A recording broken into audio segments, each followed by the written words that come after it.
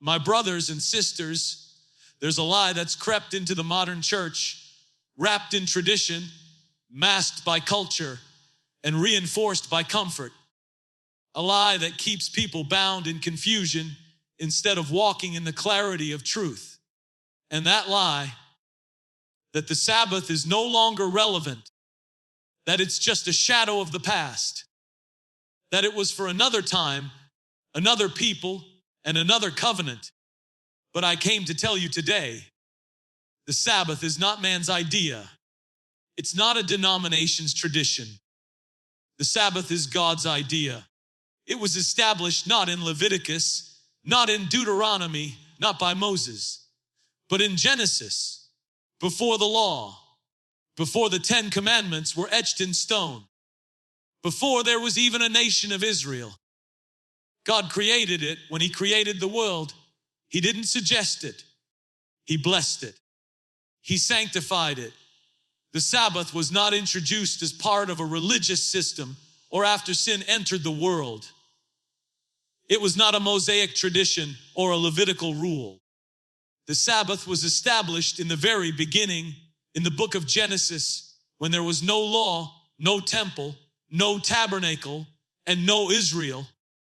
It was the seventh day, after 6 days of creation, that God himself paused, not out of exhaustion, but to model a rhythm for life. Genesis 2:2-3 says that God rested from all his work and then blessed the seventh day and made it holy. This was not a suggestion. It was a divine act of setting apart a specific time as sacred. Before there was sin, there was rest. Before there was disobedience, there was stillness. Before there was need, there was rhythm.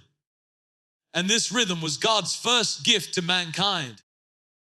So many people view the Sabbath as a Jewish tradition or as something tied to the old covenant.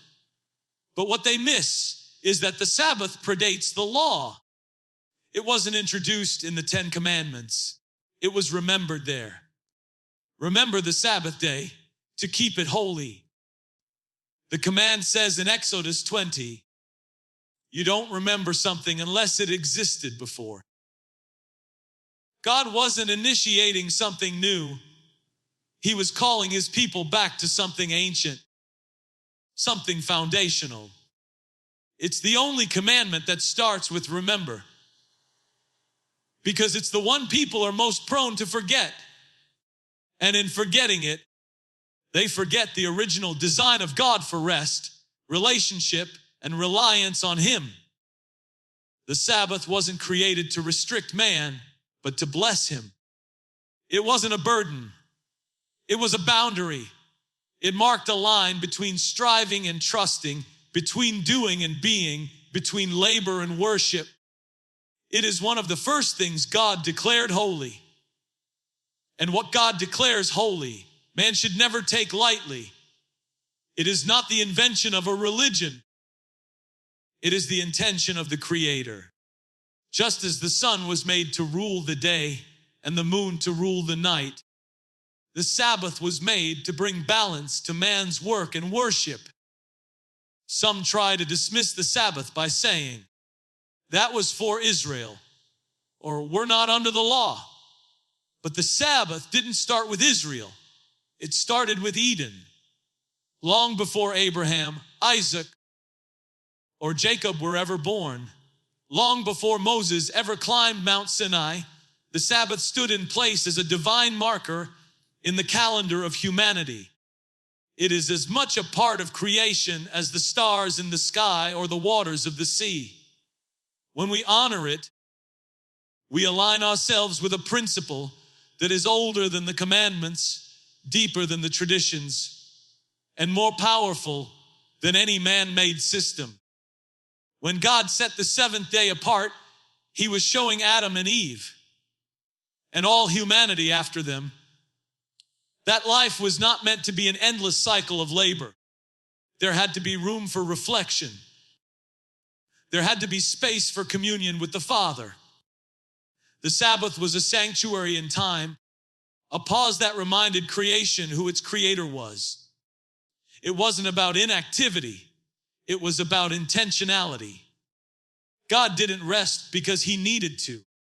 He rested because he wanted to show us that completion does not come from endless doing, but from knowing when to stop and look at all he has done. The idea that the Sabbath is a legalistic burden is one of the greatest misunderstandings in the modern church. People hear the word Sabbath and immediately think of strict rules, endless regulations, and outdated traditions. They think of it as something that restricts freedom rather than releases blessing. But the truth is, the Sabbath was never meant to be a legal chain around the necks of believers. It was intended to be a rhythm of renewal, a sacred invitation into divine rest, and a pathway into deeper intimacy with God. The Sabbath is not about what you can't do. It's about what you're invited into. It's a holy interruption to the chaos of life. It's God saying, I see how hard you're working, how much you're carrying, how weary you've become, and I'm giving you a gift. God didn't introduce the Sabbath as a punishment. He introduced it as a pattern for life. In 6 days, he created the heavens and the earth, and on the seventh, he rested. That rest wasn't a command in that moment. It was a demonstration. It was a divine example of balance and blessing. When the command came later, it wasn't just a list of do's and don'ts. It was a call to return to the origin, to realign with the heartbeat of the Creator. The Sabbath was set apart not to control man, but to free him from the constant striving, free him from the never-ending grind, free him from the lie that he is only as valuable as his productivity. Legalism puts the focus on performance. Grace puts the focus on relationship. And the Sabbath is all about relationship. It's time carved out to sit at the feet of the Father, to be still and know that he is God. In a world that glorifies business, God commands stillness. In a society that equates worth with work, God equates worth with rest. The Sabbath reminds you that your identity isn't found in what you do. It's found in who you belong to. It's not about earning. It's about abiding. It's not about checking boxes. It's about opening your heart. When the Pharisees attacked Jesus for healing on the Sabbath, they revealed just how distorted their view had become. They had turned the Sabbath into a legal maze filled with man-made rules and religious burdens. But Jesus confronted their error and declared that the Sabbath was made for man, not man for the Sabbath. That one statement dismantled generations of religious bondage and returned the Sabbath to its rightful place as a gift from God to his children, a sacred space, not for regulation, but for restoration. God did not design the Sabbath to limit your joy, but to increase it. He did not intend for it to be a test of ritual, but a reminder of rest. He never meant for it to become a battleground of religious pride. He meant for it to become a wellspring of spiritual life. A holy day is not holy because of the rules surrounding it. It's holy because God declared it, blessed it, and invited you into it. The lie of legalism drains the Sabbath of its power, but the truth of Scripture restores its beauty. The Sabbath is not a burden to be carried. It's a blessing to be embraced. When people understand the heart of the Sabbath, they stop resisting it and start receiving it. They begin to realize it's not about restriction. It's about renewal. It's not a religious test. It's a relational treasure. It's not about keeping God happy. It's about keeping your heart whole. In a world addicted to hustle, The Sabbath becomes a sacred act of rebellion against the noise. It becomes a place of refreshing, of remembering, and of resting in the finished work of God. There's a deep spiritual cost when the Sabbath is ignored. What was meant to be a source of strength and renewal becomes a missing piece in the life of the believer. Many don't realize that by pushing past the Sabbath and treating it as just another day, they are welcoming disorder into their homes, their minds, and their spirits. God created the Sabbath not just as a suggestion, but as a command that carries divine wisdom. When that wisdom is rejected or replaced with constant activity, the consequences are not always immediate, but they are inevitable. We were never created to run without pause, to labor without rhythm, or to live without rest. The very design of our bodies, minds, and spirits cries out for stillness. When that cry goes unanswered, burnout creeps in, anxiety intensifies, and our spiritual sensitivity becomes dulled. Ignoring the Sabbath leads to spiritual fatigue. It robs the soul of the space it needs to breathe. Just as the earth needs a season of rest to produce fruit, the human spirit needs moments of holy interruption to remain vibrant. Without Sabbath rest, our lives become noise-filled, task-driven, and performance-based. We begin to measure our worth by how much we accomplish instead of who we are in Christ. The voice of God becomes harder to hear, not because He's not speaking, but because our lives are too cluttered to listen. The mind races, the body aches, the spirit feels dry, and still we push forward, thinking rest is optional when God clearly established it as essential. There's also a breakdown in relationships when the Sabbath is neglected. Families that don't make time for rest together become strangers living under the same roof. Marriages suffer under the weight of constant motion and distraction. Children grow up without witnessing the beauty of sacred time, learning from the world instead of the word that success comes from hustle, not holiness. The Sabbath was never meant to isolate us. It was meant to connect us, not just to God, but to each other. A time when the phone is put down, the emails are silenced, and the heart is present with the people that matter most. In Sabbath rest, families laugh together, share stories, worship, and remember that before they are anything to the world, they are everything to each other. When the Sabbath is overlooked, disorder leaks into every area of life. Our priorities shift. Our values blur. What once was sacred becomes common. We lose sight of the difference between what's urgent and what's important. Life becomes reactive instead of intentional. We stop planning with purpose and start surviving day to day. Our calendars are full, but our souls are empty. God never designed man to live in constant busyness. He created rest as a boundary to protect us from self-destruction. It is a guardrail that keeps us from going off the cliff of exhaustion and despair. It's not just physical rest, it's spiritual alignment. There is a reason God called the Sabbath, a sign between me and you for all generations.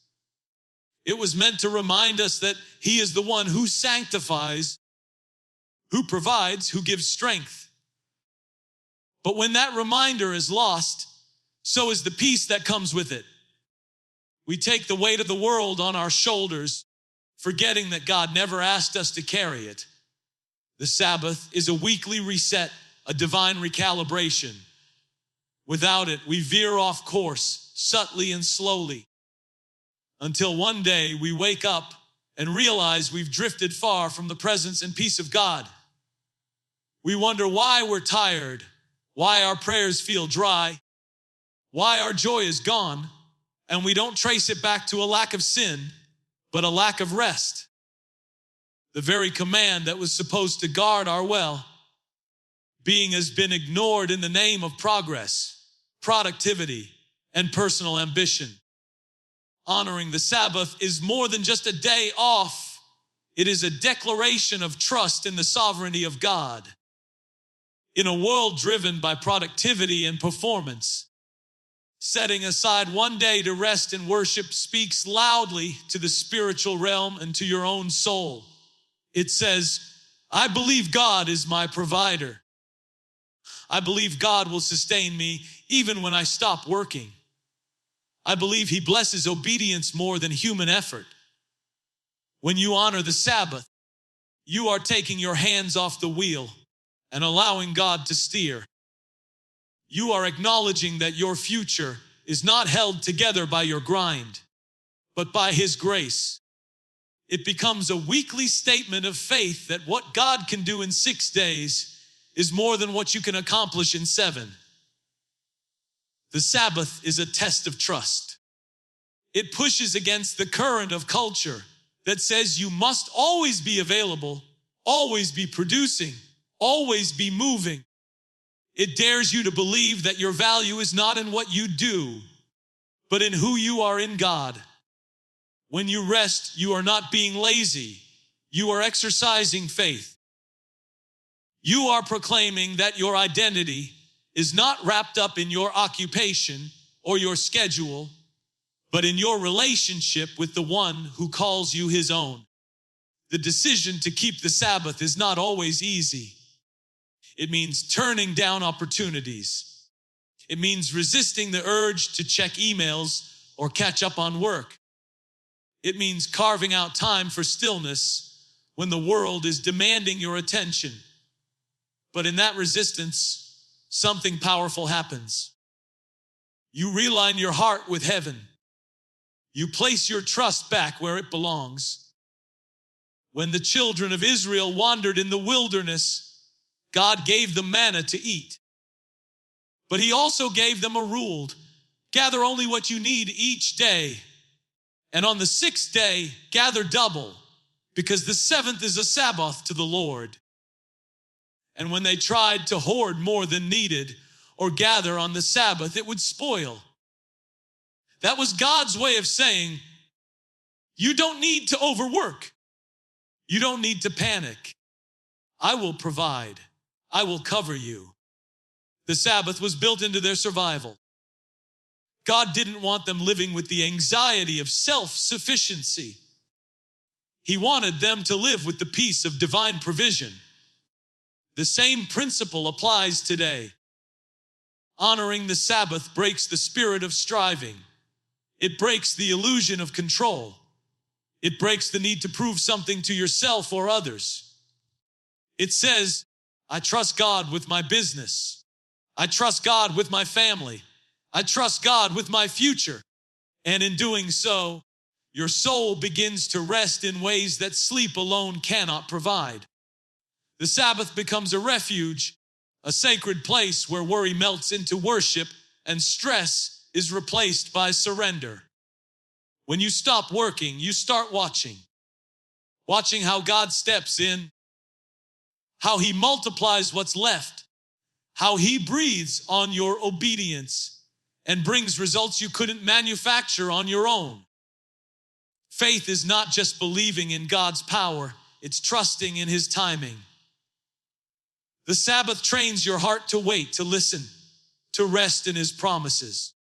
It teaches you to walk slower, speak softer, and think deeper. It transforms your pace so that your life becomes more aligned with eternity than urgency. Each week, the Sabbath gives you an opportunity to say no to the world and yes to the Word. It's an act of defiance against fear and scarcity. It's a bold move that says, God, I believe you are enough. That trust becomes a witness to others. It shows your children that faith isn't just talked about, it's lived out. It shows your coworkers and friends that peace is possible, even in a pressured world. It becomes a light in the darkness, a testimony that trusting God still works. The Sabbath was never meant to be a heavy burden that weighs people down with impossible expectations. From the very beginning, it was designed by God as a gift, a sacred opportunity for humanity to stop, breathe, and remember the Creator. It wasn't instituted to make life harder, but to make it holier. In a world that glorifies exhaustion and rewards endless work, the Sabbath stands as a divine invitation to experience something far greater than just physical rest. It is God's personal blessing, wrapped in time, waiting to be unwrapped by those who are willing to trust Him enough to pause. It's not about religion, it's about relationship. It's not about restriction, it's about restoration. When God created the Sabbath, He blessed it and called it holy. He didn't do that for any other day of the week. That alone sets it apart as something special, something sacred. The word holy means set apart, dedicated to God, and filled with purpose. That's what the Sabbath is, a holy space carved into time where heaven touches earth and God meets with His people in a unique and powerful way. The world teaches us that time is money, that every hour should be monetized or optimized. But God teaches that one day set apart in obedience to Him can bring more fruit than 7 days of human striving. The Sabbath is not about sitting in silence or following a rigid checklist.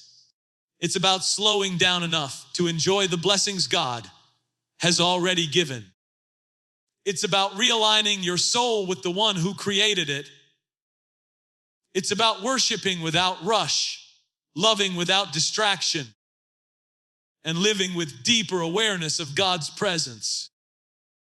It's a moment to step away from the business and noise, to silence the voice of the world so you can hear the whisper of the Spirit. In honoring the Sabbath, you are acknowledging that your life, your breath, and your provision all come from God. And when you make space for Him, He fills that space with His peace, His joy, and His strength. Many people miss out on the blessings of the Sabbath because they misunderstand its purpose. They think it's a rule to follow rather than a gift to receive. But the truth is, when you begin to honor the Sabbath, you will see transformation in areas of your life that you didn't even realize were suffering. Your physical health begins to improve. Your relationships deepen. Your anxiety decreases. Your spiritual ears become sharper. That's because the Sabbath is not just a pause in your schedule. It's a divine principle that brings supernatural results. It's the soil where faith grows, where families bond, where hearts are healed, and where clarity returns. God didn't say the Sabbath was only for priests, pastors, or prophets. He didn't limit it to a particular group of people or a particular generation. He gave it to all of humanity. He gave it to those who would dare to believe that trusting Him is better than trusting themselves. The Sabbath is not outdated. It's not irrelevant. In fact, in today's fast-paced, hyper-connected world, the Sabbath is more necessary than ever. It forces us to confront our addiction to business, our fear of stillness, and our discomfort with silence. It exposes how much we rely on ourselves instead of God. And in that exposure, it offers healing, freedom, and a return to what truly matters. This day is not just about what you're not doing. It's about what you're making room for. When you set aside your agenda, you make room for His agenda. When you quiet your mind, you make space for His voice. When you rest your body, you open your spirit. The Sabbath is not a burden to carry. It's a blessing to cherish. It's God's way of saying, let me take care of you Let me renew you. Let me remind you of who I am and who you are in me. Resting in God is not just a physical act. It is a spiritual posture. It is the soul's declaration that it is safe, secure, and satisfied in the presence of the Father. The Sabbath provides a weekly opportunity to enter into that rest, not just by ceasing from labor, but by intentionally focusing on the one who gives true peace. In the hustle of life, we often drift into patterns of striving, worrying, and fixing everything ourselves. But the Sabbath calls us back into the arms of our Creator. It calls us to trust that while we rest, God is still working. While we pause, heaven continues to move. The world does not fall apart when we stop, because it was never held together by us to begin with. That's why the Sabbath is powerful. It repositions our hearts to remember that God is the sustainer. The noise of the world is constant. It shouts through devices, deadlines, and distractions. But the Sabbath silences that noise. It invites us to hear the whisper of God again. It slows the mind and opens the spirit. It's not just the absence of noise, but the presence of peace. It's a sanctuary in time where the presence of God becomes clearer and more tangible. In that sacred stillness, we are reminded of what matters most. Not titles, not achievements, not possessions, but being still and knowing that He is God. This rest is not laziness, it is obedience. It is not a pause from purpose, it is the pursuit of presence. So many believers live on the edge of burnout, pouring out more than they take in, running faster than their spirit can handle. The Sabbath is God's remedy for that imbalance. It is His built-in system to refuel what life depletes. When we rest, we receive. When we stop, we see. We see the blessings we missed while moving too fast. We see the hand of God on things we thought we had to control. We see that His grace is sufficient and His presence is enough.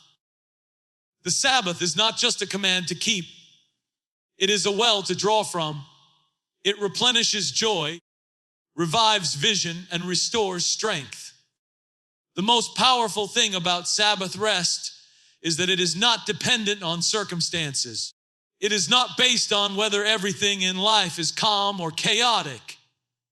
It is based on the character of God, who never changes.